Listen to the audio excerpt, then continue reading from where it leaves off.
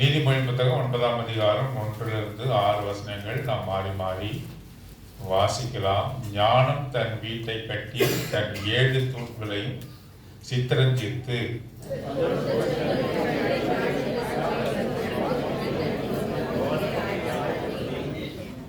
தன் பணிவிடைக்காரிகளை அனுப்பி பட்டணத்தின் உயர்ந்த மேடைகளில் மேல் நின்று கூப்பிட்டு,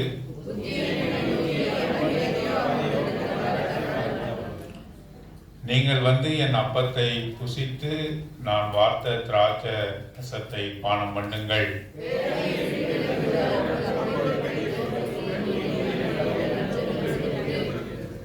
பத்தாம் வசனம் எல்லோரும் சேர்ந்து வாசிக்கலாம். நீதிமொழி புத்தகம் 9ஆம் அதிகாரம் 10ஆம் வசனம்.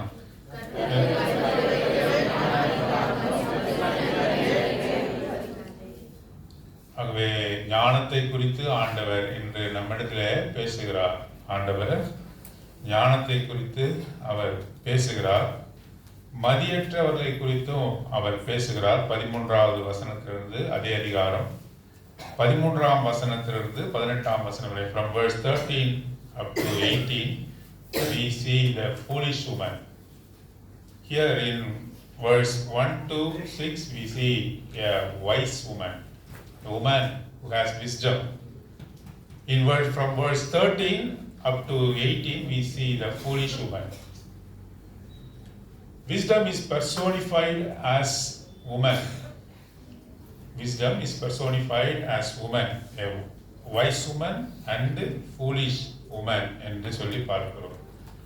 ஆகவே ஞானமுள்ள ஸ்திரீயாக உருவகப்படுத்தப்பட்டிருக்கிறார். இங்கே மதியற்ற புத்தியீனமான ஒரு ஸ்திரீயாக கூட இங்கே குறிப்பிடப்பட்டிருக்கிறார் என்று சொல்லி பார்க்கிறோம். ஞானம் தன் வீட்டை கட்டி தன் 7 தூண்களையும் சித்திரம் தீர்க்கு. ஞானம் என்ன செய்யும்? வீட்டை கட்டும். A wise woman will build her house என்று சொல்லி நாம் வாசிக்கிறோம். ஞானமுள்ள ஸ்திரீ வீட்டை கட்டுகிறாள் என்று சொல்லி பார்க்கிறோம். எங்க பார்க்கிறோம்? நீதிமொழி புத்தகம் 14ஆம் அதிகாரம் 1ஆம் வசனம். புத்தியுள்ள ஸ்திரீ தன் வீட்டை கட்டுகிறாள், புத்தி இல்லாத ஸ்திரீயோ தன் கைகளினால் அதை இடித்து போடுகிறாள். அதை இடித்து போடுவதற்கு வேறொரு வர வேண்டிய அவசியம் இல்லை. அந்த வீட்டை இடித்து போடுவதற்கு வேறொரு ஆளை என்ன பண்ண தேவையில்ல, கூலி கொடுத்து இடிச்சு போங்க என் வீட்டை அப்படின்னு சொல்ல தேவையில்ல. கட்டின வீட்டையே இடிப்பாளாம். யார் அவ? புத்தி இல்லாத ஸ்திரீ, மதியற்ற உமன். மதியற்ற ஸ்திரீ என்ன செய்வாள்? A foolish woman will destroy her own house with her own hands. தன்னாலே கட்டப்பட்ட வீட்டை அவள் இடித்து போடு. இன்றைக்கு கூட அநேகர் புத்தியற்ற ஸ்திரீகளாக காணப்படும். ஆண்டவர் வீடு வாசலை உண்டு பண்ணுகிறார். God setteth solitary in families என்று சொல்லி வாசிக்கிறோம். தனிமையானவர்களுக்கு வீடு வாசலை உண்டு பண்ணுகிறார். யார் வீடு வாசலை உண்டு பண்ணுகிறார்? கர்த்தர் தான் ஒவ்வொருவருக்கும் வீடு வாசலை உண்டு பண்ணார். வீடு வாசல் என்று சொல்லும் பொழுது when I speak about house, it is not mean by house built with brick and stones, but it refers to the families. குடும்பங்களைத்தான் அவர் வீடு என்று சொல்கிறார். குடும்பங்களைத்தான் வீடு என்று அவர் சொல்லுகிறார். ஆண்டவர் எல்லோருக்குமே வீடு வாசலை கொடுக்கிறார், எல்லோருமே ஆசீர்வதிக்கிறார், வீடு வாசலை உண்டு பண்ணுகிறார். He gives families for every solitary, தனிமையானவர்களுக்கு வீடு வாசலை உண்டு பண்ணுகிறார். ஆனால் புத்தியுள்ள ஸ்திரீ என்ன செய்கிறார்? வீட்டை கட்டிக்கொண்டே இருக்கிறார். புத்தியற்ற மதியற்ற ஸ்திரீ என்ன செய்கிறார்? தான் கட்டின வீட்டை தன் கையாலே இடித்து போடுகிறாள். மதியற்ற ஸ்திரீயாக நாம் இருக்கக்கூடாது. ஸ்திரீ என்றால் ஸ்திரீ அல்ல. ஸ்திரீ என்றால் இஸ் எ பர்சோனிஃபிகேஷன். பர்சோனிஃபிகேஷன் உருவகப்படுத்துறாங்க, அவ்வளவுதான். ஒரு ஆறு போகுது, ஒரு ஆறை நம்ம என்ன சொல்றோம்? நதியை பெண்ணாக உருவகப்படுத்த, மலையை பெண்ணாக உருவகப்படுத்துறாங்க. ஆனால் நதினா ஒரு பெண்ணா இல்லை. நாடு என்ன சொல்றாங்க? தாய் நாடு என்று சொல்றாங்க. தாய் நாடு, மதர்லேண்ட் என்று சொல்றாங்க. அப்படி என்றால் அதுக்கு என்ன பெண்பால்? அது இல்லை. கனப்படுத்தும் விதமாக அப்படி சொல்லுகிறார்கள். அப்படி எடுத்துக்கொள்ள வேண்டிய ஸ்திரியை குறித்தே சொல்லுகிறார். அப்படி இல்லை, புத்தி உள்ள ஸ்திரீன்னு கூட தான் சொல்லியிருக்காங்க. ஆகவே நாம் புத்தி உள்ளவர்களாக காணப்பட வேண்டும்.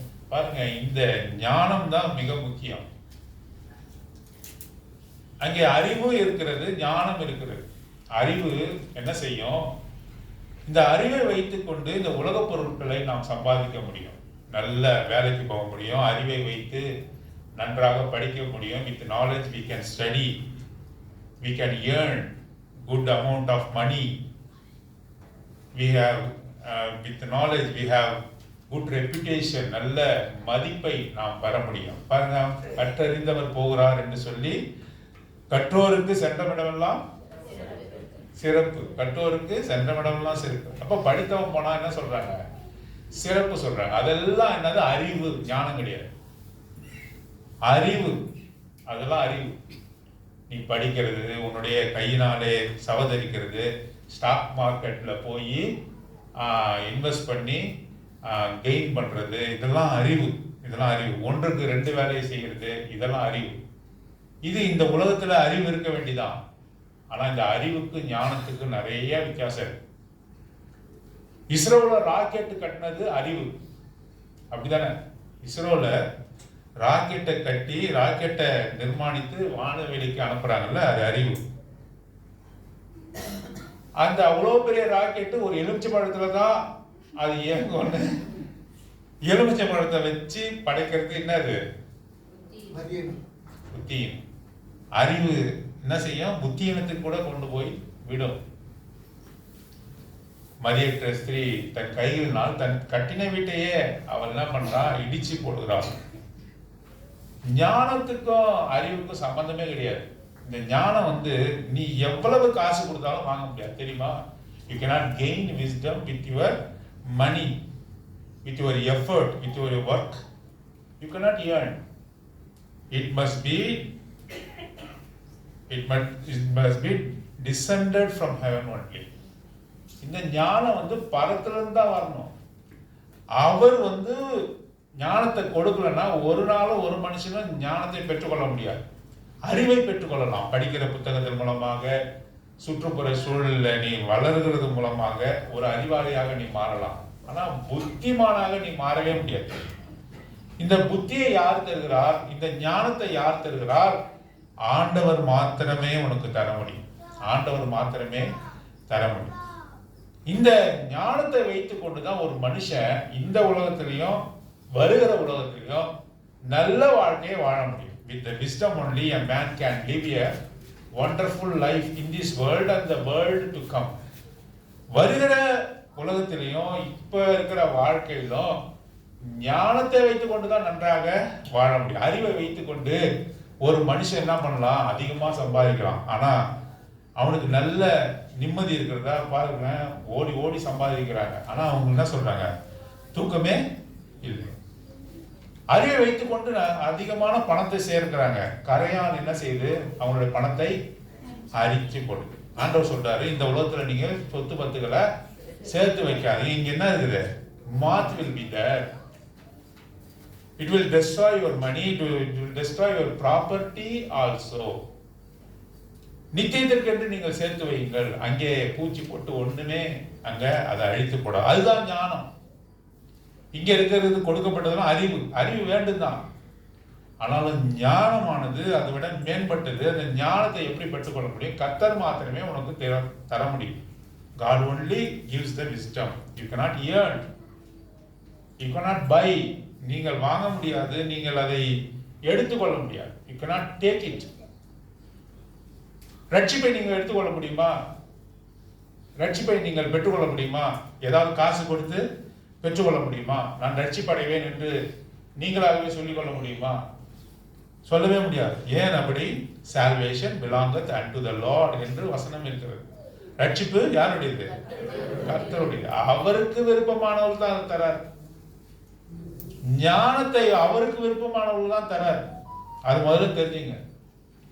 ஞானத்தை அவருக்கு விருப்பமானவர் தான் தரார். ஆகவே ஞானமுடையவர்கள் எப்படி இருப்பார்கள்? இந்த உலகத்திலே நல்ல சுபிட்சமா வாழ்வாங்க. இந்த உலகத்திலே நிம்மதியான ஒரு வாழ்க்கையை ஆண்டவர்கள் கட்டளையிடுவார். சோதனைக்குள்ளாக அவர்களை கொண்டு சென்றாலும் கூட நிம்மதியாக அவர்கள் வாழ்ந்து இதை முடிக்கும்படியாக, இந்த வாழ்க்கையை முடிக்கும்படியாக செய்வார். அறிவு என்ன செய்யும்? அறிவு பெருக்கம் என்ன செய்யும்? நோய் உண்டாகும். When the knowledge increases, it will bring sickness. நோவை உண்டாக்கும். நாலேஜ் இன்க்ரீஸ் என்ன ஆகும்? அறிவு பெருகுச்சுன்னா நீ நிறைய சம்பாதிப்ப. சம்பாதிக்கும் மூலமா திருடர்கள் வருவார்கள், உன்னுடைய சொந்தக்காரர்கள் உன்னை பகைப்பார்கள், போதுமென்ற மனம் இல்லாமல் போகும். Without contentment you will go on. போதுமென்ற மனம் உனக்கு இருக்காது. இன்னும் வேணும், இன்னும் வேணும், இன்னும் வேணும், இன்னும் வேணும். அறிவு என்ன செய்யும்? பணத்தை நோக்கி, பெருமை நோக்கி ஓடிக்கொண்டே இருக்கும், ஓடிக்கொண்டே இருக்கும். It is without contentment. அது போதுமென்ற மனது அறிவுக்கு இருக்காது. ஆகவே ஞானத்தை தான் நாம் பெற்றுக்கொள்ள வேண்டும். பாருங்க, ஞானத்தை குறித்து ஒரு வார்த்தையை வாசிக்கலாம். யோபின் புத்தகம், புக் ஆஃப் ஜோப், சாப்டர் 28, ஒரு சில வசனங்களை உங்களுக்காக நான் வாசிக்கிறேன். யோபு 23வது அதிகாரம், 28வது அதிகாரம், ஒரு சில வசனங்களை நான் வாசிக்கிறேன். 28 பாருங்க, 28:1. வெள்ளிக்கு விளைவிடம் உண்டு. நான் படிக்கும் பொழுது நீங்க அந்த வசனத்தை பாருங்க. வெள்ளிக்கு விளைவிடம் உண்டு, பொன்னுக்கும் புடமிடம் ஸ்தலமும் உண்டு. இரும்பு மண்ணிலிருந்து எடுக்கப்படும், செம்பு கற்களில் உருக்கி எடுக்கப்படும். யோபு ஆண்டவருடைய ஞானத்தை கொண்டு இதை எழுதி வைத்திருக்கிறார். வெள்ளி எங்க விளைதான்? வெள்ளிக்கு விளைவிடம் உண்டு, ஒரு இடத்துல அது விளையுது. பொண்ணுக்கு புடமிடம் இடமும் ஸ்தலமும் உண்டு. இரும்பு மண்ணிலிருந்து எடுக்கப்படுது. Iron comes from the earth என்று சொல்கிறார். பூமியை தோண்டி பார்த்தா என்ன கிடைக்குது? இரும்பு கிடைக்கிறது. செம்பு கிடைக்கிறதா? இல்ல, ஓர். கெமிஸ்ட்ரி படிச்சவங்களாம் தெரியும், மெட்டலுக்கும் ஓருக்கும் வித்தியாசம் இருக்கு. ஓர்னா என்ன? a combination of two metals, two or more metals, ஓர் என்று சொல்கிறார். இங்க தெளிவா எழுதப்பட்டிருக்கு பாருங்க. Bible is scientifically proven. இரும்பு மண்ணிலிருந்து வருது. ஆனா ஓர், வாட் அபவுட் ஓர்? செம்பு ஒரு ஓர். கற்களில் உருக்கி எடுக்கப்படும். அது உருக்கப்பட்டு வருதுதான் இந்த செம்பு என்று போடப்படும். எவ்வளவு ஞானமா ஆண்டவர் எழுதி வைத்திருக்கார் பாருங்க. மனிதன் அந்த காலத்திலும் மரண இருளிலும் இருக்கிற கற்களை கடையாந்திரம் மட்டும் ஆராய்ந்து தேடி இருளுக்கு அங்கே முடிவு உண்டாக்குறாங்க. கல்லுலாம் எங்க போயிட்டாரானா? இருட்டுல போயிட்டாரான். பூமியில இறங்கி, பூமியினுடைய கடையாந்திரத்துல இறங்கி, மரண இருளில் இறங்கி என்ன செய்யறான்? கற்களை தேடுறான். கற்கள் மேல கொட்டி கிடக்குதா? மேல கொட்டி கற்கள்லாம் என்ன கல்லு? கூழாங்கல் கூட கொட்டி கிடக்குது. என்னது? கடுமையான பாறைகள். கடுமையான பாறைகள். அது என்ன? எப்பொழுதுமே உங்கள் கண்களுக்கு முன்பாக கிடக்கிறது. இந்த கற்கள், வெளியேறப்பட்ட கற்கள், கோமேதகம், பயரம் எல்லாம் அப்படி கொட்டி கிடக்குதா? எங்க இருக்குது? அடியாழத்துல, இருளில அங்கே காணப்படுகிறது என்று சொல்லுகிறார். பாருங்க, ஆராய்ந்து தேடி இருளுக்கும் அங்கே முடி உண்டாக்குகிறான். இருளுக்கு என்ன பண்றான்? முடி உண்டாக்குகிறான். அது என்ன செய்யறான்? இந்த பூமிக்குள்ளாக இறங்கி லைட் போட்டு பார்க்கறான். அடியாழத்துல தோண்டி என்ன செய்யறான்? வெளிச்சத்தை உண்டாக்கி அங்கே கற்களை அவன் எடுக்கிறான். எவ்வளவு ரகசியத்தை பாருங்க. கடக்கக்கூடாதும் நிலையாததுமான ஆறு எழுப்பினாலும் உழைப்பாளியானவன் அதை மனுஷரால் வற்றி போக பண்ண ஒரு ஆற்றையே என்ன பண்றான்? டேம கட்டி இந்த பக்கம் ஆற்றையே திருப்பி விட்டுறான். எவ்வளவு அறிவுள்ள மனுஷனாக ஆண்டவர் ஒவ்வொருவரையும் படைத்திருக்கிறார் என்று பாருங்க. அதன் கல்லுகளில் இந்திரநீலம் விளையும், அதன் பொடி பொன் பொடிகள் உண்டாயிருக்கும். 6ஆம் வசனம் என்று சொல்லி நாம் பார்க்கிறோம். பாருங்க, இதெல்லாம் செய்யறான். ஆனாலும் வெளியேறப்பட்டதா சொல்றாரு. படிக பச்சை அங்கே சொல்கிறார். அங்க இந்திரநீலம் என்று அநேக விலையுயர்ந்த கற்களை குறித்து அவர் சொல்லுகிறார். அதை இந்த மனுஷன் என்ன செய்யறான்? இருளிலே இறங்கி அதை கண்டுபிடிக்கிறான். ஒரே ஒரு காரியத்தை மட்டும் அவனால் கண்டுபிடிக்க முடியல. என்ன தெரியுமா? ஞானம் என்று அவர் சொல்கிறார். 12ஆம் வசனம். ஆனாலும் ஞானம் கண்டெடுக்கப்படுவது எங்கே? புத்தி விளைகிற இடம் எது? சொல்லு. இப்ப நீ அடி ஆழத்துல போய் தங்கம், கோமேதகம், வைரம், வைடூரியம் இதெல்லாம் எடுத்துட்டு வந்துட்ட. ஆற்றையே என்ன பண்ணிட்ட? நீ மாத்தி விட்டுட்ட. ஆனாலும் கூட ஆற்றை வற்றி போக பண்ணா, you dried the rivers by building dams. What about the wisdom? Can you find it? Can you find it? இந்த ஞானத்தை நீ எப்படி பெற்றுக்கொள்ள முடியும்? ஆனாலும் ஞானம் கண்டெடுக்கப்படுவது எங்கே? புத்தி விளைகிற இடம் எது? அதன் விலை 13th verse 13ஆம் வசனம். அதன் விலை மனுஷனுக்கு தெரியாது. அதனுடைய விலையை தெரியுமா? மனுஷனுக்கு அது தெரியாது. கல்லினுடைய விலை தெரியும், தங்கத்தினுடைய விலை தெரியும், பொருளுடைய விலை தெரியும். ஆனாலும் கூட ஞானம் கண்டெடுக்கப்படுவது எங்கே? 13ஆம் வசனம். அதன் விலை மனுஷருக்கு தெரியாது, அது ஜீவனுடைய தேசத்தில் அகப்படுகிறது இல்லை. உயிரோடு இருக்கிறவனுடைய தேசத்துல, நம்முடைய தேசத்துல அது என்னது? அதை நீ வாங்க முடியாது, தோண்டி எடுக்க முடியாது, அதை நீ பெற்றுக்கொள்ள முடியாது. ஞானத்தினுடைய தன்மையை பாருங்க, அது விலையேற பெற்றது. மனுஷன் அதுக்கு விலையை நிர்ணயிக்க முடியாது, விலையேற பெற்றது. ஆகவேதான் இந்த ஞானத்தை, எதை பெற்றுக்கொண்டாலும் ஞானத்தை பெற்றுக்கொள். எல்லாம் இருந்தாலும் நீ ஜீரோ தான். ஞானம் இல்லை என்று சொன்னால், வாழ்க்கையிலே கடவுள் கொடுத்த, ஆண்டவர் கொடுத்த ஞானம் உன்னிடத்திலே காணப்படவில்லை என்று சொன்னால், அது ஒன்றுக்கும் உனக்கு உதவாததாக போகும். ஆழமானது அது என்னிடத்தில் இல்லை என்கிறது. ஆழத்துல தோண்டி பார்க்கிறான். ஆழம் என்ன சொல்லுது? பொய்டிக்கலா இருக்குது, கவி நயத்துல இருக்கு. என்னது ஆழம் சொல்லுதா? என்ன சொல்லுது? என்கிட்ட இல்ல, ஞானத்தை கொடுன்னு நம்ம கேட்கிறோம். ஆழம் என்ன சொல்லுது? என்னிடத்துல இல்லை. சமுத்திரமானது அது என்னிடத்தில் இல்லை என்றது என்று சொல்லி பார்க்கிறோம். அதற்கு ஈடாக தங்கத்தை கொடுக்கவும், அதற்கு கிரயமாக வெள்ளியை நிற்கவும் கூடாது. ஓப்பீரின் தங்கமும் விலையேற பெற்ற கோமேதகமும் இந்திரனிலமும் அதற்கு ஈடல்ல என்று சொல்லி பார்க்கிறோம். மரணத்துக்கிட்ட போய் கேட்கிறான், மரணத்துக்கிட்ட போய் ஆழத்துக்கிட்ட கேட்கிறான். ஆழம் சொல்லுது என்னிடத்துல இல்லை. when he asked the wisdom for the deep, from the deep doesn't know where the wisdom is. ஆழமான தண்ணீர் இல்லைன்னு சொல்லுது. சமுத்திரத்துல போய் கேட்கிறான். he inquired the ocean, it also showed the empty hand. என்னிடத்தில் இல்லை என்று அது சொன்னது. ஆனால் அது எப்படிப்பட்டது? அது ஜீவனுள்ள சகருடைய கண்களுக்கும் ஒளித்தும் ஆகாசத்து பறவைகளுக்கு மறைத்தும் இருக்கிறது. நாசமும் மரணமும் நாங்கள் எங்கள் காதுகளால் மாத்திரமே அதன் கீர்த்தியை கேட்டோம், நாங்கள் அதை பார்க்கவில்லை என்று சொல்லுகிறார். யார் இடத்துல தான் நம்ம அந்த ஞானத்தை பெற்றுக்கொள்ள முடியும்? 23ஆம் வசனத்துல நாம் வாசிக்கிறோம். தேவனோ, வாசிங்க, அதன் வழியை அறிவார், அதன் ஸ்தானம் அவருக்கே தெரியும். அவர் பூமியின் கடையாந்திரங்களை பார்த்து வானங்கள் கீழ் இருக்கிற எல்லாவற்றையும் காண்கிறார். அவர் காற்றுக்கு அதன் நிறையை நியமித்து ஜலத்துக்கு அதன் அளவை பிரமாணிக்கிறார் என்று சொல்லி பார்க்கிறோம். ஆகவே அவரே அதை ஆயத்தப்படுத்தி 27 அவர் அதை பார்த்து கணக்கிட்டார். யார் கணக்கிட்டாரு? எதை கணக்கிட்டார்? ஞானத்தை. ஞானத்தை நீ பார்க்க முடியாது, நீ தேடி கண்டுபிடிக்க முடியாது, நீ ஓப்பீரின் தங்கத்தை கொடுத்து வாங்க முடியாது. அவர்தான் அதை வைத்திருக்கிறார், அவர்தான் ஞானத்தை கணக்கிட்டு இருக்கிறார் என்று நாம் பார்க்கிறோம். ஆகவே ஞானம் எவ்வளவு பெருசு பாருங்க. அதை நாம் அசட்டை பண்றோம் இல்லையா? ஞானத்தை பெற்றுக்கொள்வதிலே, கர்த்தரிடத்திலே கேட்டு ஞானமாக நடப்பதிலே நாம் என்ன செய்யறோம்? தவறி போகிறவர்களாக இருக்கிறோம். ஞானத்தை பெற்றுக்கொள்ளாத காரணமாகத்தான் நம்முடைய வாழ்க்கையில் என்ன பண்ணுது? பலவித சூழ்நிலைகள், பலவித கஷ்டங்கள் வருகிறது. ஞானமா முடிவெடுக்கல, அந்த ஞானத்தை கேட்டு முடிவெடுக்கல. நம்ம கண்களில் பார்க்கிறது விசாரிக்கிறதை கொண்டு நம்ம என்ன செய்யறோம்? காதுனால் கேட்கறதை கொண்டு நம்ம என்ன செய்யறோம்? முடிவெடுக்கிறதுனால நம்மளோட வாழ்க்கையில பல தோல்விகள், பல இக்கட்டுகள், பல சோர்வுகள் நம்முடைய வாழ்க்கையில வருது.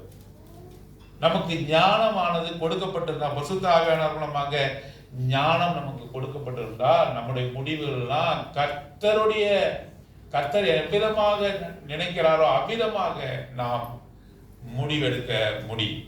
ஆகவே எதை நீ வாங்கினாலும் ஞானத்துக்காக நீ என்ன செய்யணும்? ஆசைப்படணும். அதை பெற்றுக்கொள்ள நீ ஆசைப்படணும்.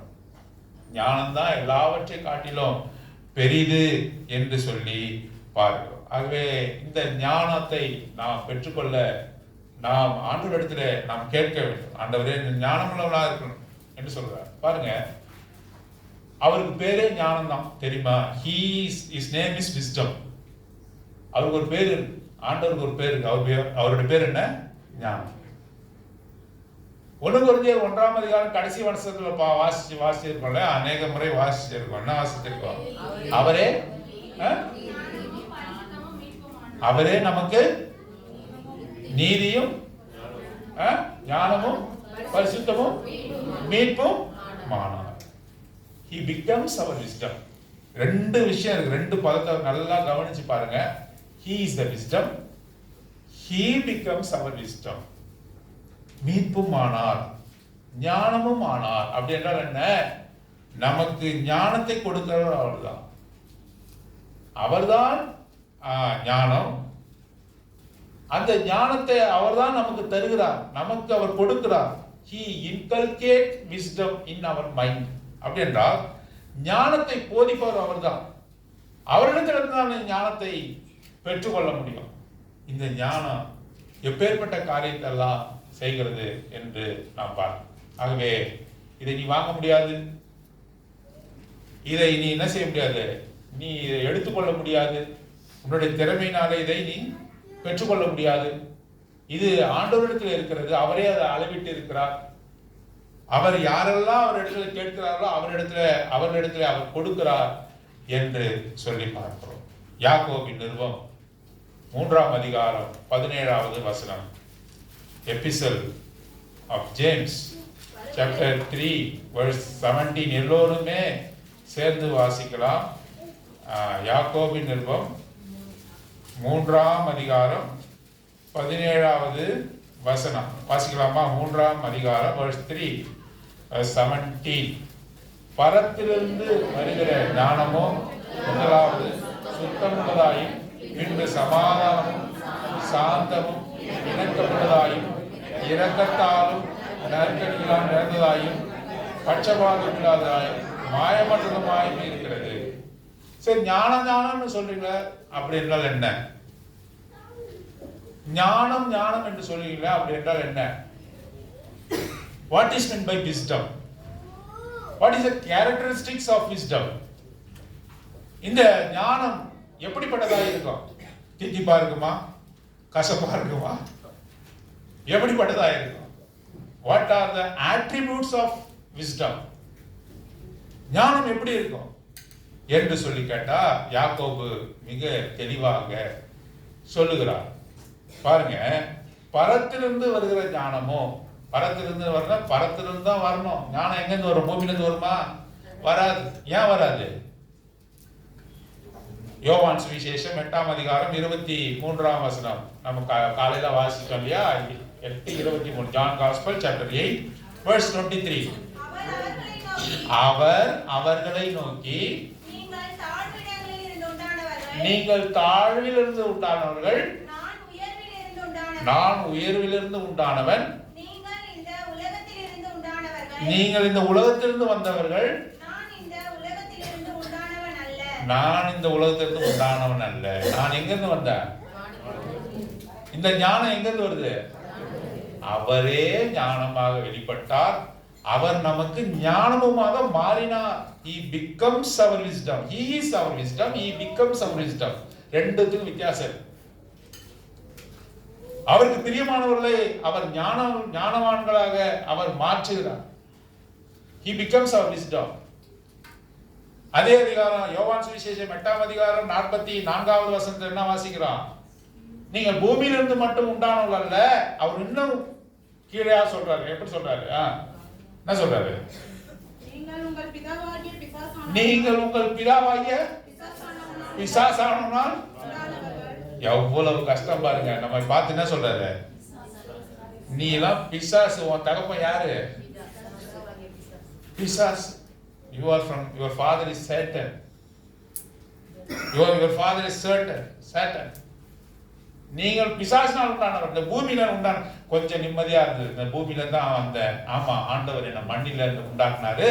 அவர் சொன்னது கரெக்ட் தான். என்னது? பூமியில இருந்து வந்தேன். அவர் உடனடியே சொல்றாரு, நீங்கள் பிசாசினால் உண்டானவர்கள் என்று சொல்றாரு. Your father is Satan. ஆகவே நீங்கள் பொய்யர். அவன் பொய்க்கு பிதாவாக இருக்கிறான், பிசாசானவன். நீங்கள் எல்லாம் பொய்யர் என்று அவர் சொல்லுகிறார். நான் வானத்திலிருந்து வந்தவன், நான் வானத்திலிருந்து இறங்கிய ஜீவ அப்பம். I am the living bread. I came down from heaven. இந்த உலகத்துக்கும் அவருக்கு சம்பந்தமே இல்லை. He created. He is the creator God. அவர் இந்த உலகத்தை உண்டாக்கினார், அவ்வளவுதான். உனக்காகவும் எனக்காகவும் மாம்சம் கொண்டு வந்தார். Hebrews chapter 2ல வாசிச்சோம் காலையில. எபிரேயர் 2ல. He becomes flesh. As the children are flesh, he becomes flesh. Flesh and blood என்று வாசிக்கிறோம். மாம்சத்தையும் இரத்தத்தையும் உடையவராக அவரும் மாறினார். He came down from heaven. பாருங்க, Proverbs chapter 9, நீதிமொழிகள் 9ஆம் அதிகாரம் 1ஆம் வசனத்துல நாம வாசிக்கிறோம். என்ன வாசிக்கிறோம்? வாசிங்க.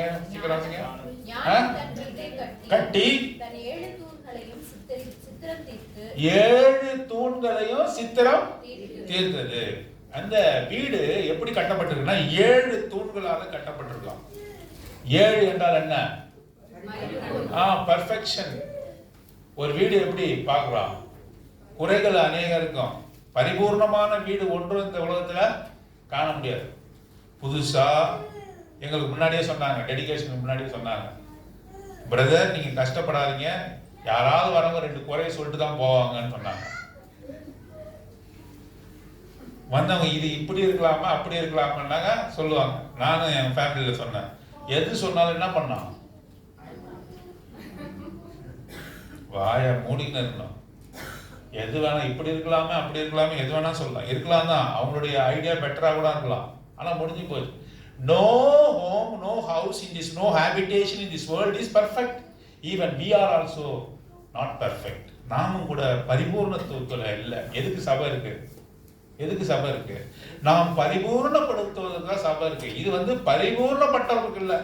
இங்க வரவங்க எல்லாமே யோக்கியமானவர்கள், பரிசுத்தவான்கள், பொய் பேசாதவர்கள், கெட்ட வார்த்தை பேசாதவர்கள் அப்படின்னா சபைக்கு வர வேண்டிய அவசியமே இல்லை. ஏன்னா you are already perfect. You need not come to the church. அவர் சொல்றாரு, நோயாளிக்கே வைத்தியம் தேவையில்லாமல் சுகவாசிக்கு, சுகமா இருக்கவங்க எதுக்கு வைத்தியம்? சுகமா இருக்கும் போதே ஒருத்தவங்க டாக்டர்கிட்ட போனா அவன் யார்? அவன் இன்னொரு டாக்டர்கிட்ட போகணும். He has to visit another psychiatry. எதுவுமே இருக்காது, வயிற்று வலிக்கிறது போலவே இருக்கும். சில பேர் இருக்கலாம், அவங்க போனாக்கா ஹாஸ்பிட்டல் நேரம் வரையும் அந்த டாக்டருக்கு நேரம் வரையும் இந்த பக்கம் ஸ்கேன் எடுக்க டாக்டர், இந்த பக்கம் ஸ்கேன் எடுக்க டாக்டர், வயிற்று வலிக்கிற மாதிரியே இருக்கு. வீட்டுக்கு போனாலும் வயிற்று வலிக்கிற இருக்கு. அப்போ என்ன சொல்றாரு? எல்லா ஸ்கேன் எடுத்து போனா physically you are perfect, go to psychiatry என்று சொல்றாரு. மனோவியாதி உடையவர்களாக இருக்கிறோம். நெஞ்சு வலிச்சாவே என்ன தோணுது? எனக்கு கூட ஹார்ட்ல ப்ராப்ளம். அப்புறம் என் மனைவி நைட் என்ன சாப்பிட்டீங்க? உருளைக்கிழங்கு, அதான் கேஸ். அந்த வார்த்தை கேட்டோம்னா நம்பிக்கையா என்ன பண்றேன்? தூங்கி எழுந்திருக்கிறேன், ஆனா திருப்பி அது போயிடுது இல்லையா? மனுஷன் மனநோயாளியாகவே அவன் தெரிகிறான். ஞானத்தை பெற்றுக்கொள்ளாதவன். He is not perfect. Even every house, every habitation in this world is not perfect as we are not perfect in this world. நான் பரிபூர்ணமா உள்ளவன், நான் நீதிமான் என்று ஒரு மனுஷனும் சொல்ல முடியாது. அவருக்கு முன்பாக யாவரும் பாவிகள் தான். அவரே நம்மை நீதிமானாக்குகிறார். அவரே நமக்கு ஞானத்தை கொடுக்கிறார். அவரே நம்மை பரிசுத்தப்படுத்துகிறார். He sanctifies us. Sanctification sanctifies us. Each and every day he sanctifies us. ஆகவேதான் இந்த ஞானம் என்பது 7 தூண்களின் அடிப்படையிலே கட்டப்பட்டிருக்கிறது. என்ன சொல்றாங்கன்னாக்கா, ஒரு பேங்க்வெட் ஹால் பின்னாடி வாசிச்சீங்கன்னாக்கா என்ன பண்றாங்க? அங்கே மதுபானம் வார்க்கப்பட்டு இருக்கிறது, மாംസം கொடுக்கப்பட்டு இருக்கிறது என்று சொன்னால் it's like a banquet hall. விருந்து சாலையை போல ஒரு மனுஷன் ஆயத்தப்படுத்துகிறான். அது 7 பில்லர்ஸ்னால அது கட்டப்பட்டு இருக்கிறது. அந்த 7 தான் இங்கே சொல்லப்பட்டிருக்கிறது. பரத்திலிருந்து வருகிற ஞானமோ, that wisdom descended from heaven. What are the attributes of that wisdom? இந்த ஞானத்தினுடைய தன்மைகள் எப்படிப்பட்டதாக காணப்படுகிறது? பரத்திலிருந்து வருகிற ஞானமும் முதலாவது சுத்தம் உள்ளதாய ஒன்று. First purity, in English purity. Second என்னது? Peaceable, சமாதானம். 2, 3 சாந்தமும் இணக்கமும் உள்ளதாயும். அது 2 சேர்த்து படிக்கணும். சாந்தமும் இணக்கம் உள்ளதாயுமாய் இருக்கிறது. அது ஆங்கிலத்துல easy to be entreated என்றது. வாசிங்க, அது என்னது? Pure, peaceable, gentle and easy to be entreated. 3. நான்காவது காரியம் என்ன? இரக்கத்தினாலும் நற்கிரிகளாலும் நிறைந்ததாயும் என்று சொல்லி வாசிக்கிறோம். நான்காவது விஷயம் என்ன? வாசிங்க ஆங்கிலத்துல. full of mercy and of good fruits. Full of mercy and good fruits. ஐந்தாயிடுச்சு. ஆறாவது என்னது? பட்சபாதம் இல்ல, no partiality. அதுக்கடுத்தது no hypocrisy. Without hypocrisy, without partiality. 7 விஷயம் சொல்றாரு. அதுதான் 7 தூணு. இங்கே நீதிமொழிகள் 9ஆம் அதிகாரம் 1ஆம் வசனத்துல 7 தூண்களாலே சித்திரந்தீர்த்து கட்டப்பட்ட அந்த வீடை போல 7 காரியங்கள் இங்கே சொல்லப்பட்டிருக்கிறது. முதலாவதாக, இந்த ஞானம் உனக்கு இருக்கும் என்றால் அது எப்படி உன்னை வைத்துக் கொள்ளும்? இது நீ டெஸ்ட் பண்ணிக்கலாம். ஞானம் இருக்குதா, அறிவு இருக்குதா, இல்லது முட்டாளா இருக்கிறனா, மதியற்ற ஸ்திரியா இருக்கிறனா, மதியற்றவனாக இருக்கிறானா என்று நீ இன்னைக்கு பரிசோதித்து முடியும். You can test. If the attributes referred here is seen in your life, then you have the wisdom that came down from heaven, that resides in your heart. அது உன்னுடைய இருதயத்தில் இருக்கிறது என்று அர்த்தம். இந்த ஞானம் உனக்குள்ளாக இருந்தா, இந்த ஞானம் இந்த சபைக்குள்ளாக இருந்தா, முதலாவது அது பரிசுத்தமா இருக்கு. அசுத்தம் ஒன்றையும் தன் பக்கத்துல அண்ட விடவே விடாது. When you are pure, it refers to that you are having the wisdom of heaven. நீ பரிசுத்தமா இருப்ப.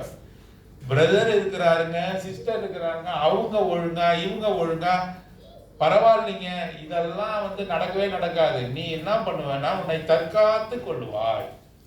நீ அசூசிப்படாதபடி, நீ அசுத்தத்தை நீ தொடாதபடி என்ன செய்வ? உன்னை நீ தற்காத்து கொள்வாய். தானியேலும் அவருடைய நண்பர்களும் பாபிலோனுக்கு கொண்டு போகப்பட்டார்கள். அவர்கள் ராஜ விருந்தை கொடுத்தாங்க. அவங்க என்ன செஞ்சாங்க? அவங்க சாப்பிட்டாங்களா? இதனால நாங்க தீட்டுப்படலாகாது. அவங்க எங்க இருக்கிறாங்க? பாபிலோன்ல இருக்காங்க. தானியேலும் அவருடைய நண்பர்களும் பாபிலோன்ல இருக்கிறாங்க. இப்ப அவங்க சாப்பிட்டாலும் கூட என்னது தப்பு கிடையாது. ஏன்? அரசர் சொல்றாரு, அரசருடைய உத்தரவுக்கு நான் கீழ்ப்படியணும்னு சொல்லி அதே வச்சு என்ன பண்ணலாம்? சாப்பிடலாம்.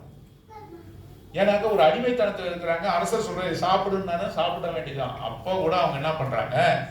இதனால் எங்களை தீட்டுப்படுத்தலாகாது. They kept themselves pure. They kept themselves holy. உன்னுடைய சொந்த சகோதரன் பக்கத்துல உட்கார்ந்து இருக்கவங்களே தீமையான காரியங்கள் பல விதமான அவங்கள பார்த்து நீ விழுந்து போறது சாக்கு சொல்லவே முடியாது. உன் மனைவி, உன்னுடைய கணவன் இப்படி இருக்கிறாங்க சொல்லி நீ சாக்கு போக்கு சொல்லவே முடியாது. You must keep yourself holy and purity. In Hebrews chapter 12, எபிரேயர் 12ஆம் அதிகாரத்துல without holiness no man can see God என்று வாசிக்கிறோம். 12ஆம் அதிகாரம் எத்தனாம் வசனம்?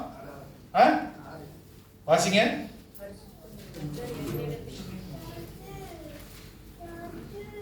Hebrews chapter 12 இருக்குது.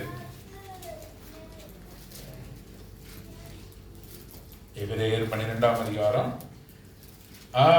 14ஆம் வசனம். யாவரோடும் சமாதானமா இருக்கவும்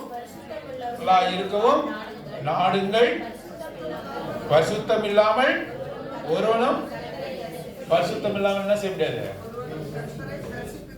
திரும்ப நீங்க வாசிக்கிறீங்கன்னா நான் பரிசுத்தத்துல கொஞ்சம் கம்மியா இருக்கலாம்னா நினைச்சாங்கன்னா அதெல்லாம் முடியாது. Blessed is pure in heart, they will see God. யாரு? இருதயத்திலே சுத்தமுள்ளவர்கள் பாக்கியவான்கள், அவர்கள் தேவனை. இருதயத்துல சுத்தம் மிக முக்கியம். உன்னோட வாழ்க்கையில சுத்தம் ரொம்ப முக்கியம். பரிசுத்தப்படுத்திக்கொண்டே இருக்கணும், பரிசுத்தமாகவே இருக்கணும். கர்த்தரை நீ பார்க்க முடியாது. கொஞ்சம் பரவாயில்லைங்க, இந்த உலகத்துல அட்ஜஸ்ட் பண்ணிக்கிறாங்க இல்லையா? அட்ஜஸ்ட்மெண்ட் இருக்கு, பரவாயில்ல வந்துட்டீங்க.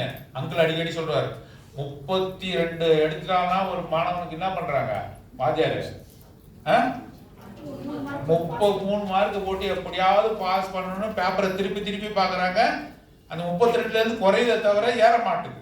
அப்படியா இருந்தாலும் அவரே ஏதோ எழுதி அவன் கையெழுத்துல ஏதோ எழுதி என்ன பண்றாரு?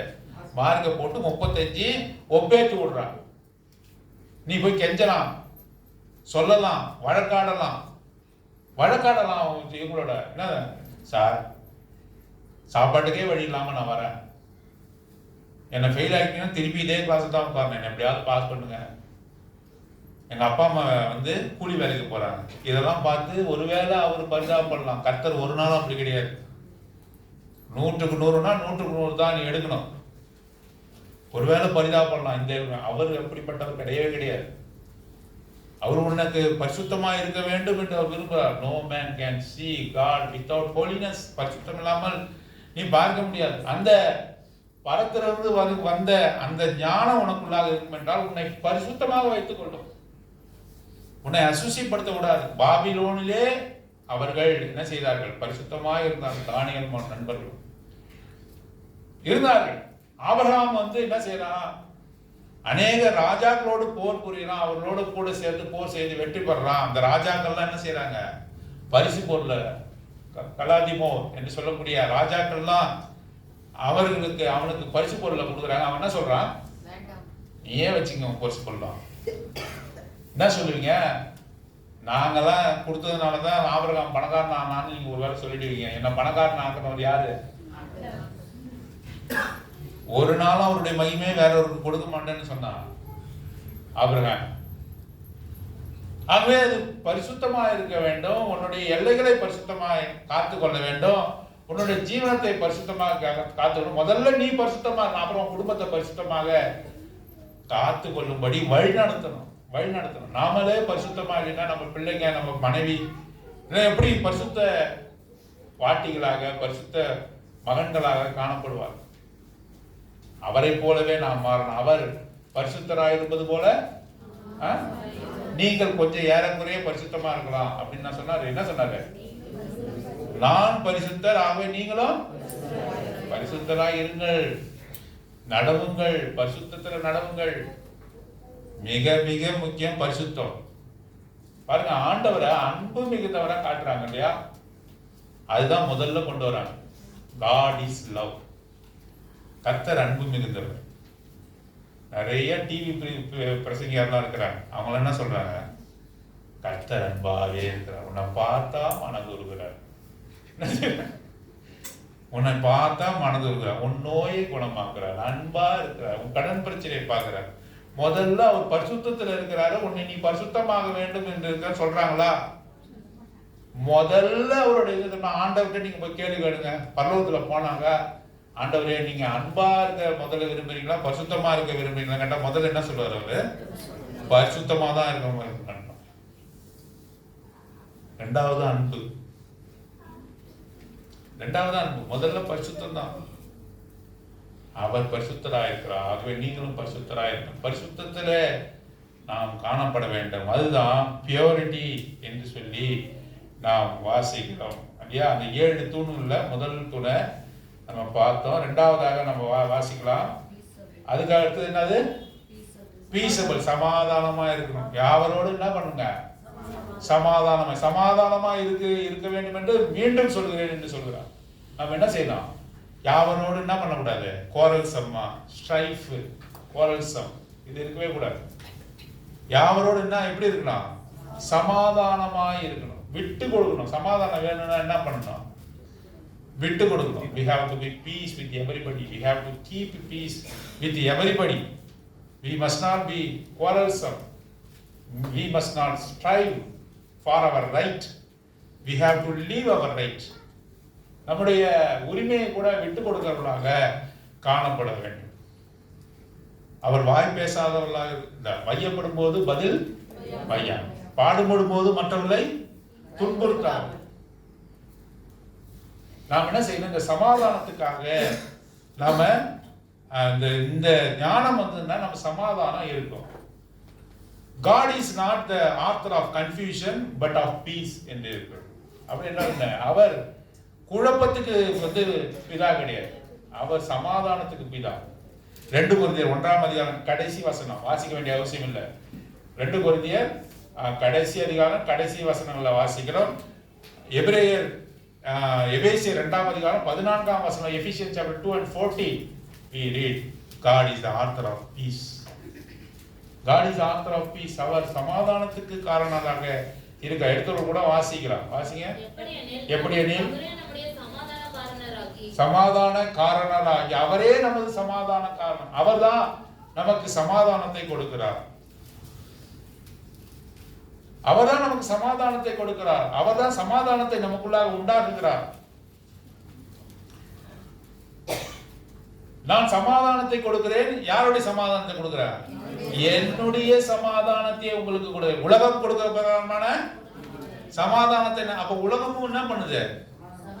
சமாதானத்தை கொடுக்கிறது. உலகமும் கொடுக்கிறது சமாதானம். அதுக்கான நீ விலை கொடுக்கணும். அந்த சமாதானத்துக்கு என்ன பண்ணணும்? விலை கொடுக்கணும். செகண்ட் வேர்ல்டு வார்ல ஜப்பான் வந்து சரண்டர் ஆகி சமாதானமா போகணும்னா என்ன செய்யணும்? பயங்கரமான விலையை வந்து ஜப்பான் கொடுத்தது. சமாதானத்துக்கு ஏதாவது நீ விலையை கொடுக்கணும், ஏதாவது விட்டு கொடுக்கணும், பணத்தை கொடுக்கணும் சமாதானமாகிறதுக்கு. வழக்குகள்ல பாக்குறோம், கோர்ட் கேஸ்ல பாக்குறோம். சமாதானமா போறீங்களான்னு ஜட்ஜி கேட்கிறார். போறோம். அப்படின்னா எனக்கு அவர் என்ன கொடுக்கணும்? அவர் எனக்கு இதை விட்டு கொடுக்கணும். இவ்வளவு பணம் தந்தா நான் சமாதானமா போறேன். ஏதாவது ஒரு கண்டிஷன் இருக்குது. ஆண்டவர் கொடுக்கிற இந்த சமாதானத்துக்கு கண்டிஷனே இல்லை.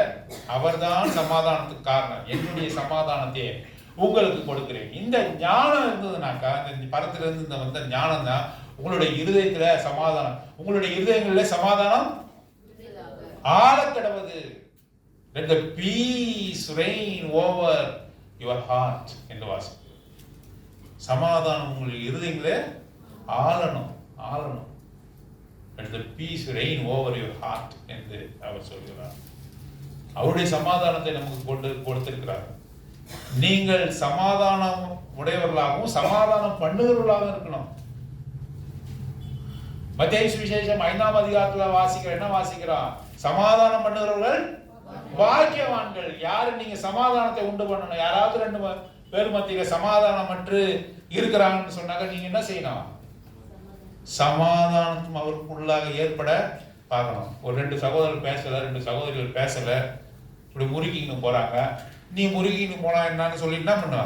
நான் கொடுக்கறது பிரைஸ் எல்லாம் கையை கொடுன்னு சொல்லி கொடுத்துட்டு நீங்க எப்படியா போங்கன்னு சொல்லி போறது, அது ஆண்டோட திட்டம் அல்ல. 2 பேருக்குள்ள சமாதானம் இல்லை, கற்றோட பிள்ளைகளுக்குள்ள சமாதானம் இல்லை. அப்ப நீ என்ன செய்யணும்? அவர்களுக்குள்ளாக சமாதானத்தை ஏற்படுத்துகிற வழியை நீ செய்யணும். ஆகவேதான் அவர் சொல்கிறார், blessed are the peacemaker. பீஸ்மேக்கர்னா நாடுகளுக்கிடையே ஏதாவது சமாதானம். 2 நாள் நேரம் நான் வந்து ஈராக்குக்கும் இஸ்ரேலுக்கும் போய் சமாதானம் பண்ணலாம், அதுக்கு அவசியம் இல்லை. பெற்றோர்கள் மத்தியில, பிள்ளைகள் மத்தியில சமாதானத்தை கொண்டு வரணும். சகோதரர்கள் மத்தியில சமாதானமற்ற நிலைமை இருக்கும் என்றால் அவர்கள் மத்தியில சமாதானத்தை உண்டு பண்ணுவதாக நாம் காணப்பட வேண்டும். அவருடைய சமாதானத்தை கொடுக்கிறார். His peace is without condition. அதுக்கு எந்த விதமான இதுவும் கிடையாது. அதாவது இது செய்தாதான் செய்வேன் என்று அந்த விதமான காரியம் அல்ல என்று சொல்லலாம். ஆகவே ஞானத்தினுடைய 2வது குணாதிசயம் என்ன? சமாதானம் என்று வாசிக்கிறோம். சாந்தமும் இணக்கமுள்ளதாயும் இருக்கிறது. அப்படின்றால் என்ன? Easy to be entreated, gentle and நீ எப்படி இருக்கலாம்? You must always be gentle. என்னை பற்றி சில பேர் சொல்றாங்க, பார்த்தாவே முறைக்கிற மாதிரி இருக்கு பிரதர். சில பேர் என்கிட்ட சொல்றாங்க, எனக்கு தெரியல எப்படி, எனக்கே தெரியல என்னோட முக பாவங்கள் அப்படி இருக்குதான்னு தெரியல. எங்களை பார்த்தாவே நீங்க முறைக்கிறீங்க பிரதர், இந்த முறைக்கிற தன்மையா இருக்குன்னா நான் உங்களுக்கு பேச முடியல அப்படின்னு சொல்றாங்க. ஒருவேளை என்னுடைய ஃபேஸ் எக்ஸ்பிரஷன் அப்படி இருக்குதோ என்ன என்னால் புரிந்து கொள்ள முடியல. அப்படி இல்லை. You must B gentle. Those who possess the wisdom must be gentle first. முதல்ல எப்படி இருக்கலாம்? சாந்தம் உள்ளவர்களாக இருக்கணும். நீ உன்னை வந்து you must be easily approachable. உன்னை வந்து என்ன பண்ணலாம்? அவர்கள் உன்னை நோக்கி வரும்படியாக நீ சாந்தம் உள்ளவனாக இருக்கணும். முதல்ல ஒரு கிறிஸ்தவன் என்று சொல்லுகிற, ஆண்டவரை ஏற்றுக்கொண்ட மனுஷன் என்று சொல்லுகிற நீ வந்து என்ன பண்ணணும்? மற்றவர்கள் உன்னை நாடி வரும்பொழுது, உன்னை தேடி வரும்படியாக நீ சாந்தம் உள்ளவனாக. கர்ண கொடூரம் வரும்போதே எதுக்கு வந்த? ஏன் இந்த பக்கம் எங்களாம் வேலை இல்லைன்னு நினைக்கிறியா? 1000 வேலை உனக்கு தலைக்கு மேல இருந்தாலும் உன்னை நோக்கி வராங்கன்னா என்ன பண்ணணும்? சாந்தமா, யாவருக்கும் சாந்தத்தோடு பதில் சொல்ல நீ ஆயத்தமா இருக்க வேண்டும். தீமோத்தேயுக்கு சொல்றார் அப்போஸ்தலன் பவுல். சாந்தத்தோடு பதில் சொல்லணும். 1000 வேலை உனக்கு இருக்கலாம், ஆனால் உன்னை நாடி வரும்பொழுது, தேவனுடைய பிள்ளையாக உன்னை நாடி வரும்போது யாவருக்கும் எப்படி சொல்லணும்? You must be gentle and easily to be, அதாவது அடமெண்டா இருக்கக்கூடாது. ஈஸி டு பி இன்ட்ரீட்டட் என்னன்னு அர்த்தம்? அடமெண்டா இருக்கக்கூடாது. என்னுடைய ஸ்டாண்ட்ஸ்ல நான் மாறவே மாட்டேன். நான் ஒரு முடிவு எடுத்திருக்க, அதை மாற மாட்டேன். உன்னிடத்துல கர்த்தர் இப்படிதான் சொல்றாரு பிரதர், நீங்க நினைச்சு வைத்திருக்கிற காரியம் அப்படி அல்ல என்று உனக்கு சொல்லும் பொழுது நீ என்ன செய்யணும்? அப்படி இருக்கிறதா வசனம் என்று பார்த்து you have to be easily entreated. நீ மாறணும். அங்கிள் எனக்கு நான் அநேக விஷயத்துல நாங்க பேசிக்கொள்வோம். வீடியோல போய் அவர் பேசும்போது சில காரியத்தை கோட் பண்ணி நான் சொல்லும்பொழுது, சில விஷயங்கள் அவர் கொஞ்சம் ஸ்ட்ராங்கா இருந்தாலும் ஹார்டா இருந்தாலும் நான் சொல்லும்பொழுது, வசனம் அப்படியா இருக்கா, அப்படி இருக்கிறதா என்று அவரும் யோசிச்சு பார்த்து சரி செய்யலாம்னு சொல்லுவார். Easy to be entreated. புரியுதா உங்களுக்கு? மாறணும். கர்த்தருடைய வசனம் எப்படி சொல்லியிருக்காங்க. ஒருவேளை அந்த கர்த்தருடைய வசனத்தை படித்து நான் ஒருவேளை வேறு விதமா புரிந்து கொண்டு இருக்கலாம். ஆனா ஒரு தேவனுடைய மனுஷன் சொல்லும் பொழுது எனக்கு யாராவது சொல்லும் போது இந்த வசனம் இப்படி அல்ல, இப்படி புரிந்து கொள்வதற்கான அல்ல என்று சொல்லும் பொழுது நாம் மாறணும். ஜென்டிலா இருக்கணும். ஒருத்தவங்க சொல்லும் நம்ம இடத்துல வரும்பொழுது நாம் சாந்த குணமுள்ளவர்களா இருக்கணும். மாத்திரமல்லாமல் ஈஸி டு பி ட்ரீட்டட் என்று இணக்கமுள்ளவர்களாக இருக்கணும். இணக்கமுள்ளவர்களாக நான் மாறவே மாட்டேன் அப்படி என்ற ஒரு காரியமே கிடையாது. இணக்கமுள்ளவர்களாக நமக்கு ஒருவருக்கு ஒருவர் புத்தி சொல்லி இப்படியாக கிறிஸ்துவின் பிரமாணத்தை நானே தான் அந்த வசனத்தை சொல்லி முடிக்கணுமா? நிறைவேற்றுங்க. ஒருவருக்கு ஒருவர் என்ன செய்யணும்? புத்தி சொல்லணும். நான் எனக்கு புத்தியே சொல்ல முடியாதுங்க உங்களெல்லாம். நான் உங்களை விட பெரிய ஆளு, எனக்காடா புத்தி சொல்ற? அப்படி கிடையாது. சிறு பையன் மூலமாக கூட புத்தி. நாகமானுக்கு யாரு புத்தி சொன்னா? கேட்கவே இல்லையே. சிறு பெண்ணு போய் சொல்றா. நாகமான் யாரு தெரியுமா? சிறிய படைத்தலைவன், சிறிய படையினுடைய படைத்தலைவன், சிறிய நாட்டினுடைய படைத்தலைவன். அவனுக்கு குஷ்டரோகம் வந்த போது இந்த குஷ்டரோகத்தை நீக்க முடியாத இஸ்ரவேல் தேசத்துக்கு சென்று என்று ஒரு சிறு பெண் சொன்னான். சிறு பெண் சொன்னதை கேட்டானா இல்லையா? அவன் குடும்பம் கேட்டதா இல்லையா? அறிவு ஞானம் என்றால் என்ன? கர்த்தருடைய வார்த்தை யாரு சொன்னாலும் கேட்கணும். நான் வயது முதிர்ந்தவன், நான் உன் வார்த்தையெல்லாம் கேட்க மாட்டேன் அப்படிலாம் கிடையவே கிடையாது. கர்த்தருடைய வார்த்தையின்படி சொல்லும் பொழுது அது சரியா இருக்கும் பட்சத்துல, பரிசுத்தாவினர் அதுதான் சரின்னு சொல்லும் பட்சத்துல நீ மாறணும். Easy to be entreated, gentle. நீ சாந்த குணமுள்ளவனா இருக்கணும். ரெண்டாவது ஈஸி டு பி இன்ட்ரீட்டட், இணக்கமுள்ளவனா இருக்கணும். இணங்கி போகணும். இன்னைக்கு என்னால முடியல. என்னுடைய வம்சம் என்ன? நான் எவ்வளவு நாளா கிறிஸ்டியனா இருக்கிறேன். நான் பிறந்ததுல இருந்து கிறிஸ்டியனு. ஒண்ணும் பிரயோஜனம் கிடையாது. ஈஸி டு பி, இணக்கமுள்ளவர்களா இருக்கணும். அதுதான் பரத்திலிருந்து வருகிற இந்த ஞானமானது நம்முடைய வாழ்க்கையில செய்கிறது என்று சொல்லி பாருங்க. இரக்கத்தாலும் நற்கனிகளாலும் நிறைந்ததாயும் என்று வாசி, ஃபுல் ஆஃப் மெர்சி என்று வாசி. நீ எப்படி இருக்கணும்? இரக்கம் உள்ளவனா இருக்கணும். கர்த்தர் மிகுந்த, சத்தமா சொல்லுங்களேன். பசி எடுக்குதா உங்களுக்கு? இரக்கமும், full of mercy and compassion. Full of mercy and compassion. The Lord God is full of mercy and compassion. இரக்கமுள்ளவராக இருக்கிறார், இறங்குகிற தேவராக இருக்கிறார். அவர் பிரசங்கம் பண்ணி கொண்டு வந்த போது எல்லாரும் பசியா உட்கார்ந்து கேட்டு இருக்காங்க. சீஷர்கள் அவர் காதை கடிக்கிறாங்க. என்ன கடிக்கிறாங்க? காதை கடிக்கணும், காதை பிடிச்சி கடிக்கிறாங்க. காது கிட்ட சொல்றாங்க. என்ன சொல்றாங்க?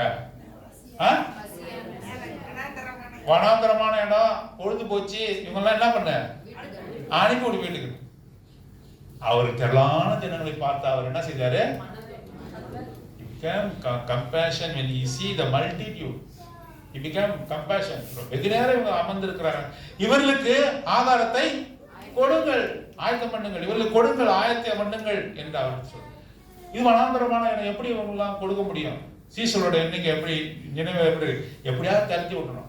நம்ம சீசரா ஆண்டவர் போல இருந்தே உடையவர்களா? யாராவது வந்தா என்ன பண்ணா? தெரித்தி விட்டுறதுக்கே பார்க்க, வெளியே போ, வராத, இவ்வளவுதான் டைம், ஆண்டவர் என்ன சொல்றார்? அவளுக்கு போஜனம் கொடு. See the compassionate heart of God. See the mercy of God. That's why the psalmist say he is full of mercy and compassion. Compassionate God என்று சொல்லி பார்க்கிறோம். இரக்கத்தாலும் நற்கனிகளாலும். நற்கனிகள் எங்க நாம் வாசிக்கிறோம்? கலாத்தியர் 2 22 இருந்து வருது. அதிகாரத்தை சரியா சொல்லுங்க. 5ஆம் அதிகாரம் 22 இருந்து வருது. நற்கனிகள், the fruits of spirit. நற்கனிகள் Galatians chapter 5 verse 22 இருந்து வருது. கலாத்தியர் 5:22 இருந்து வருது. நற்கனிகள்னாலும் நிறைந்ததாயும் பட்சபாதம் இல்லாததாயும் இருங்கள். உங்களிடத்தில் என்ன கூடாது? ஒரு கண்ணில் வெண்ணெய், இன்னொரு கண்ணில் சுண்ணாம்பு.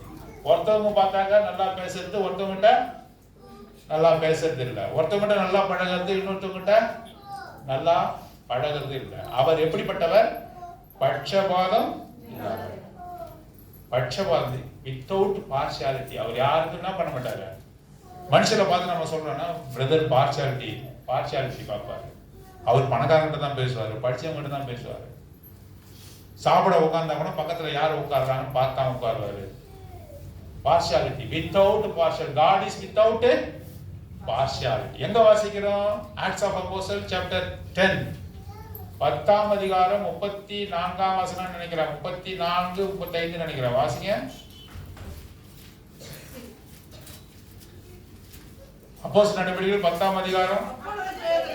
அப்பொழுது பேதுரு பேச தொடங்க. சொல்லுங்க.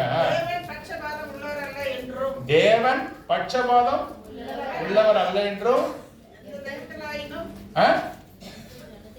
எந்த ஜனத்தினாலும் அவருக்கு பயந்திருந்து நீதியை செய்கிறவர் எவனோ உகந்தவன் அறிந்திருக்கிறேன். பட்சபாதம் இல்லாதவன் வருது. எங்க வருது?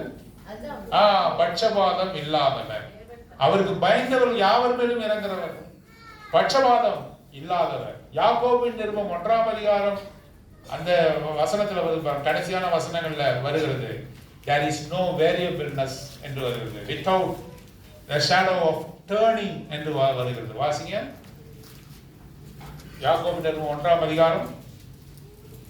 Without variableness, without shadow of turning என்று வாசிக்கிறோம். யாக்கோபு 1ஆம் அதிகாரம் 17ஆம் வசனம். நன்மையான எந்த ஈவும் பூர்ணமான எந்த வரமும் பரத்திலிருந்து உண்டாகி ஜோதிகளின் பிதாவினிடத்தில் இறங்கி வருகிறது. அவரிடத்தில் யாதொரு there is no variableness, there is no partiality, யாதொரு வேற்றுமையும் நிழலும் இல்லை. there is no shadow of turning என்று வாசிக்கிறோம். வேற்றுமை நிழலை வேற்றுமையாக அவர் பார்ப்பதில்லை. எல்லோரையும் சமமாக அவர் பார்க்கிறார். பரத்திலிருந்து வருகிற ஞானம் நமக்கு இருக்கும் என்றால் நாம் யாருக்கு என்ன பண்ண மாட்டோம்? பட்சபாதம் பார்க்க மாட்டோம். ஒருத்தரை நேசித்து ஒருத்தரை வெறுக்க மாட்டோம். ஒருத்தர் இடத்துல அதிக அன்பு இருந்து இன்னொரு இடத்துல குறைவான அன்பு வைத்தவர்களாக நாம் காணப்பட மாட்டோம். ஆகவே வித்தவுட் பார்ஷாலிட்டி என்று சொல்லி பார்க்கிறோம். கடைசியாக 7வது தூண் என்னது? மாயமற்றதாயும் கடவுள்கிட்ட நடிக்கவே முடியாது. தெரியுமா? You cannot act before God. You can act before men. மனுஷருக்கு முன்பாக உனக்கு தேவை இருப்பது போல, பசி எடுப்பது போல நீ நடிக்கலாம். அவர்களும் நம்பலாம். கர்த்தருக்கு முன்பாக என்ன பண்ண முடியாது? நடிக்கவே முடியாது. கர்த்தருக்கு முன்பாக நடிக்க முடியாது. அதாவது மாய்மாலமான காரியத்தை அவர் முன்னாடி சொல்ல முடியாது. நொண்டி சாக்கெல்லாம் அவர் முன்பாக சொல்ல முடியாது.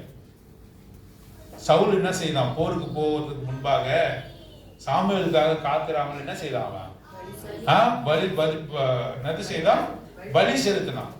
சாமுவேல் வந்து கேட்டபோது அவன் என்ன சொன்னான்? ஜனத்தினுடைய ஆர்ப்பரிப்பு, எதிராளி வந்துட்டான், அதனால நான் என்ன செய்தான்? பலி செலுத்தினான். கர்த்தர் ஏத்துக்கினார். அத ஒரு நாள் ஏற்று. ஆகவே மாய்மால அவர்கிட்ட சொல்லக்கூடாது. யதார்த்தமாய் அவரிடத்துல இருக்க வேண்டும். With innocency heart, with innocent heart யதார்த்தமா இருக்கணும். பாருங்க, சிலுவையில தொங்கின பொழுது 2 பக்கமும் கல்லர்கள் அடித்து தொங்க விடப்பட்டார்கள். ஒருத்தவன் என்ன சொன்னான்? ஒருத்தவன் பரியாசம் பண்ணான். உன்னை காப்பாத்திக்க முடியல, என்ன நீ காப்பாத்திவியா அப்படின்னு சொல்லி அவன் பரியாசம் பண்ணான். இன்னொருத்தவன் என்ன சொன்னான்? நாம் செய்த தவறுக்கு தான் தண்டனை அனுபவிக்கிறோம், இவரும் செய்யாத குற்றத்துக்காக தண்டனை அனுபவிக்கிறார். ஆண்டவரே என்னை நினைத்தருளும் என்று அவன் சொன்ன பொழுது, இன்றே நீ என்னோட கூட பரதேசியில் இருக்கும். எவ்வளவு இன்னோசன்ட் ஹார்ட்ல அவன் சொல்றான் பாரு. மாய்மாலம் இல்லை அவனிடத்துல, மாய்மாலம் இல்லை. மாய்மாலன்ற வார்த்தை, ஹிப்போக்ரசி என்று அந்த வார்த்தை வந்த உடனே நமக்கு தோன்றுகிற ஒரு நபர் யாரு? பரிசேயராகிய, மாயக்காரராகிய பரிசேயர். மாய வித்தெல்லாம் பண்ணாங்க. அவங்க என்ன செய்வாங்க? ஜபாலயத்திலிருந்து வருவாங்களாம். உபவாசித்து வரும்பொழுது நல்லாதான் தலையெல்லாம் இருக்குமா, தலையெல்லாம் சீவி ஒழுங்கா தான் இருப்பாங்களாம். ஜபாலயத்திலிருந்து வெளியே வரும்போது என்ன பண்ணுவாங்க? தலையெல்லாம் கலைச்சி விட்டுவாங்களாம், முகத்தை சோர்வா வைத்துக் கொள்வாங்களாம். இதெல்லாம் எழுதப்பட்டிருக்கிறது வேதத்துல. சோர்வா, அந்த கவுண்டனன்ஸ் ஃபெயில்ஸ். அவ்வளவு முகத்தை சோர்வா வைத்துவாங்க. சட்டையெல்லாம் கூட என்ன பண்ணுவாங்களாம்? தாறுமாறா போட்டுக்குவாங்களாம். வெளியில நடந்து வருவாங்களாம். அப்ப அந்த மார்க்கெட் பிளேஸ்ல பார்க்கிறவங்க என்ன பண்ணாங்க? ஐயோ, இவங்கெல்லாம் எப்படி உபவாசித்துட்டு பசி மயக்கத்துல நடந்து வராங்கன்னு ஜனங்க நினைக்கணும்னு என்ன பண்ணுவாங்க? பரிசேயர் ஜபாலயத்துல வருவாங்க. இது எழுதப்பட்டு இருக்கு. அப்படியே ஒன்றும் தெரியாத மாதிரி என்ன பாக்குறீங்க? மாயமான இந்த பரிசேயர் என்ன செய்வாங்க? ஜபாலயத்துல உபவாசித்து வரும்போது தலையெல்லாம் கலைச்சு விட்டுன்னு என்ன பண்ணுவாங்களா? தலையில எண்ணெய் வைக்காம முகத்தை ரொம்ப சோர்வா பசி எடுக்கிறது போல வைத்துட்டு சட்டையெல்லாம் என்ன பண்ணுவாங்க? ஒழுங்கா போடாம சோர்ந்து போய் வருவாங்க. அப்ப என்ன பரிசேயர், ஐயோ பரிசேயருங்க, கர்த்தருக்கு எவ்வளவு உபவாசம் இருந்து நீதியை நிறைவேற்றுறாங்க, இவங்க நான் பயந்து நடக்கணும், ஜனங்க நினைக்கணும்னு இவங்க என்ன பண்றாங்க? அப்படி வருகிறார்கள் என்று எழுதப்பட்டு இருக்கிறது. ஆகவே அவர்கள் மாய்மாலக்காரர், ஹிப்போக்ரசி. ஆண்டவருக்கு முன்பாக நீ ஆக்ட் பண்ண முடியாது. ஒருவேளை உன் சகோதரன் உன்னை பார்த்து என்ன பண்ணலாம்? ஐயோ இந்த சகோதரி கஷ்டம். சகோதரனை பார்த்து சகோதரி என்ன செய்யலாம்? ஐயோ இவர்கள் கஷ்டப்படுகிறார். அப்படிலாம் கிடையாது. அவர் உள்ளத்தை பார்க்கிறார். உள்ளத்திலே ஆராய்ந்து அறிகிற தேவன். அவரிடத்துல மாயமற்றதுமாய் இருக்கிறது. அவர்கிட்ட மாய்மாலா பண்ணக்கூடாது. உங்களுடைய அன்பு எப்படி இருக்கணும்? எங்க வருது?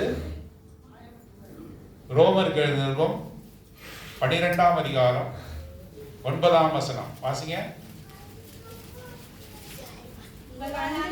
உங்கள் அன்பு மாயமற்றதாக இருப்பதாக. உங்கள் அன்பு எப்படி இருக்கணும்? ஒருவர் மேல் ஒருவர் வைக்கிற அன்பு எப்படி இருக்கணும்? மாயமற்றதா இருக்கணும். ஏதோ தேவைக்கான அன்பு கிடையாது. நீங்க உங்க சகோதரியை நேசிச்சு எப்படி நேசிக்கலாம்? உண்மையா நேசிக்கணும். அவர் நம்மை உண்மையாய் நேசித்தது போல நாம் என்ன செய்யணும்? உண்மையாய். கர்த்தரை எப்படி நேசிக்கிறான்? உண்மையாய் நேசிக்கிறோம். மாயமாலம் பண்ணக்கூடாது. அவர் முன்னாடி மாயமாலம் பண்ண முடியாது. ஏன் பண்ண முடியாது? உன்னுடைய இதயத்திலே யோசனை தோன்றதுக்கு முன்பாகவும் அதை நீ பேசுவதற்கு முன்பாக நீ என்ன பேச போற, நீ என்ன சிந்திக்கிறன்னு ஆண்டவருக்கு தெரியுமா தெரியாதா? ஆண்டவருக்கு எல்லாமே தெரியும். அவர் முன்னாடி மாயமாலம் பண்ண வேண்டிய அவசியம். கர்த்தருக்கு முன்பாக மாயமாலம் பண்ணக்கூடாது. அவருடைய பிள்ளைகளுக்கு முன்பாக இந்த உலகத்திலே நம்ம மாயமாலக்காரராக இருக்கக்கூடாது. We must not a hypocrite. Without hypocrisy. அது மட்டும் இல்லை, without partiality. நம்ம பரிசுத்தமா காத்துக்கொள்ளணும். Purity, peaceable. அப்புறம் என்ன வாசிச்சோம்? Gentle and easy to be. இதுதான் இந்த 7 தூண். 9ஆம் அதிகாரம் 1ஆம் வசனத்துல சொல்லப்பட்ட இந்த 7 தூண்களினால செய்யப்பட்ட கூடாரத்திலே அங்கே உணவுகள் ஆயத்தப்படுத்தப்பட்டிருக்கிறது. வாருங்கள். யாரை கூப்பிடுறாங்க? புத்திசாலிகளே, அறிவாளிகளே, இந்த உலகத்துல பெரிய பேர் பெற்றவர்களே உள்ளே வாங்க சொல்லிச்சு. அந்த ஞானம் என்ன சொல்லிச்சு? ஒண்ணுமே தெரியலையா? படிச்சீங்களே? என்ன? மதீனரே.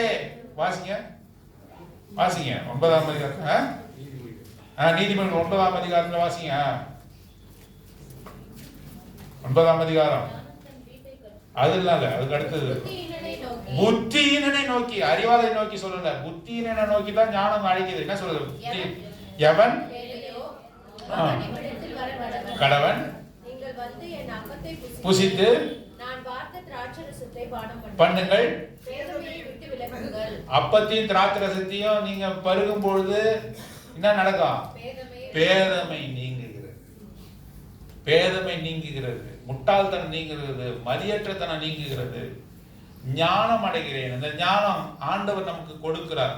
ஞானமாகவே அவர் இருக்கிறார். ஞானமாக இந்த உலகத்திலே வந்தார்.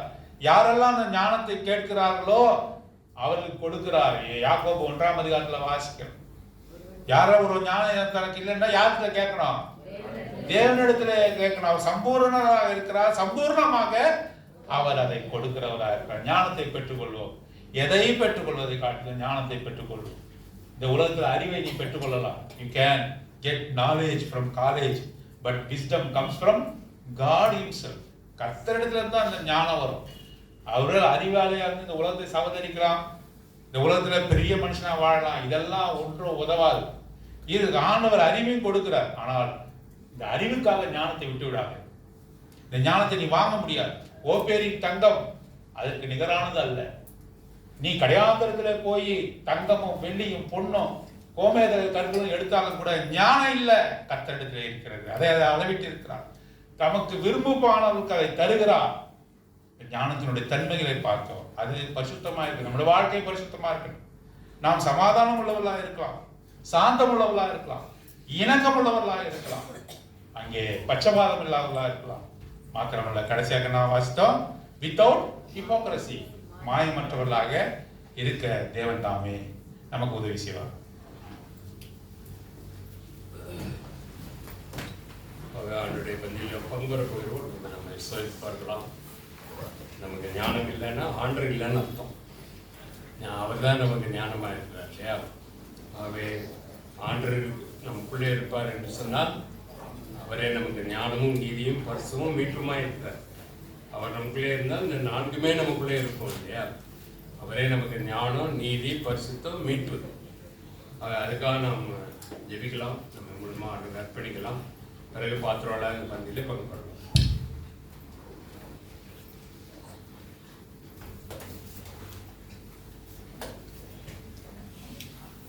ஜெபம் பண்ணலாம். மூலமாக ஒப்பு கொடுப்போம்.